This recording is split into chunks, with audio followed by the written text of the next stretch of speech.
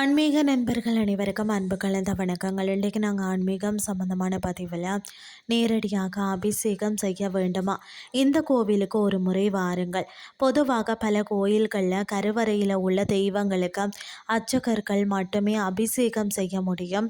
ஆனால் சென்னையில் ஒரு விசேஷமான இடத்துல பெண்களே தங்கள் கைகளால் அம்மனுக்கு அபிஷேகம் செய்யும் ஒரு அற்புதமான வாய்ப்பு தான் கிடைக்கிறதா.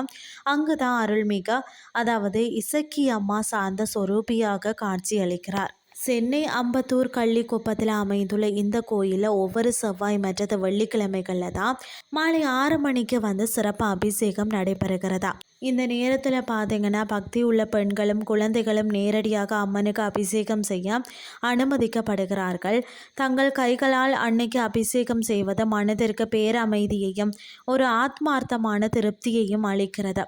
யார் இந்த இசக்கி அம்மா? அன்னை பார்வதி தேவியின் ஒரு வடிவமே இயக்கி உலகத்தை இயக்குபவர் என்பதால் இந்த பெயர் பெற்றதாகவும் சொல்லப்படுகிறது. அதாவது பார்த்திங்கன்னா இந்த தலத்தில் அம்மன் உக்ர கோபம் இல்லாமல் தன்னுடைய கையில் குழந்தையை அணைத்தபடி சாந்த சொரூபியாக வீற்றிருக்கிறார். நம்மளுடைய கஷ்டங்களை அன்னை தன் குழந்தையிடம் கேட்பது போல தான் கேட்டு தீர்த்து வைப்பவர் என்பதும் பக்தர்களின் நம்பிக்கையாக இருக்கிறது. அது மட்டும் இல்லாமல் இந்த கோயிலின் பிற சிறப்புகள் பார்த்திங்கன்னா தமிழ் போற்றும் தலம். திருவள்ளுவர், அவ்வை பிராட்டி மற்றும் முருகப்பெருமானுக்கு இங்கே தனித்தனி சந்நிதிகள் இருக்கிறது. இங்கு தூய தமிழில் மந்திரங்கள் ஓதப்பட்டு வழிபாடு நடத்தப்படுவது தான் மெய்சிலிக்க வைக்கும். வேண்டுதல் பலன்கள் பார்த்திங்கன்னா திருமண தடை நீங்கவும், நீண்ட நாள் குழந்தை பாக்கியம் இல்லாதவர்கள் வேண்டிக் கொள்ளவும் இது மிகவும் உகந்த இடமாக கருதப்படுகிறது.